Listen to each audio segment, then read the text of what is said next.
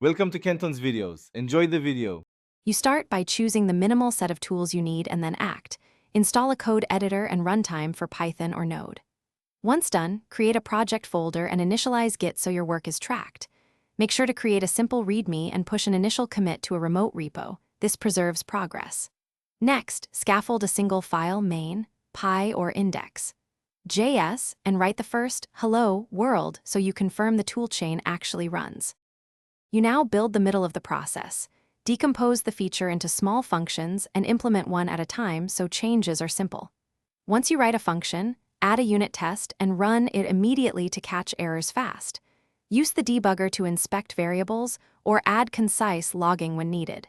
Make sure to refactor repeating patterns into reusable modules and commit incremental changes.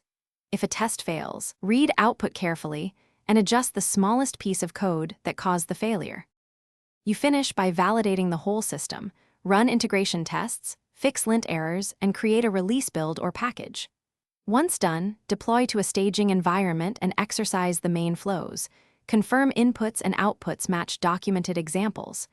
Make sure to monitor logs and set a simple rollback plan with Git tags.